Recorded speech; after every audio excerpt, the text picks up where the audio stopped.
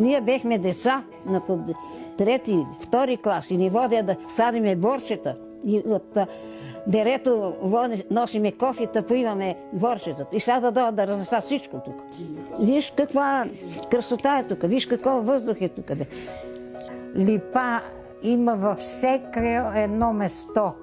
Да дойдат господата министри и министърки, госпожи, да си наберат чай липов, да видят какво искат да развалят на Лозен, хубавата местност, хубавата природа. И софиянци, и не софиянци, празнични дни, тук нагоре не може човек да се размине. Рейсовете ни са пълни с екскурзианти. И горе, под сама гората имаме детска площадка. Идват хората на чист въздух, на манастира, посрещат ги. А ако стане това, никой няма да се весне. Няма да стане. Не, че наше, то си е хубаво. По природа е хубаво всичко. Ма ние не искаме реките, не искаме златото, искаме природата. Искаме нашето да си остане. Това е от цяла България, Лозен, знаете, е най-голямото село. И какво искат да унищожат селото, бе? Ей, Big Brother не е далеч от тук, го погледнеме. Едно време тая кариера, къде беше, помним като днеска, като загърмат тук и прозорци, трещеха и страхове, и прахове, и мърсоти. Сега бяха дигнали прах тук, като гърми тук се разраси, земята се разраси. Прахта бяха побелели, покривите, черемиите бяха бели станали. Гърмеше цялото село.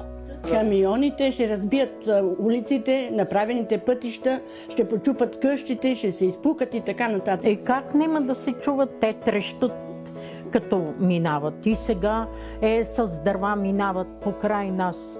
И да спиш, ще се събудиш от това трещене. Помним го, така съм 90 години, може ли не помня? Напокава къщите и затвория кариерата. Всички единно, всички не са съгласни да има кариера. Никой няма да разреши тук да стъпат. Ние сме стари, ама че излезнеме с патеричките. Въобще призакъл да не им минават. Лозен няма да разреши такова нещо. Престъпление на 200 метра от къщите от селото. Това е прекрасно село. Може ли такова нещо? Кой го измисли? Кой ум? Да ги правят на друго място. Тук не може да правят нищо. Остави го Бойко, си е Бойко. Сега дали Бойковица нас стане не интересува. Ние искаме да ни остане природата за децата и за цяла България. Всичко нека изкопат, да изроват и те да дойдат да живеят тогава тук. Да видят как се живее. Не.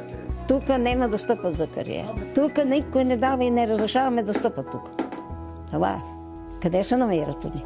Като дойдат базирите, бабите с патериците.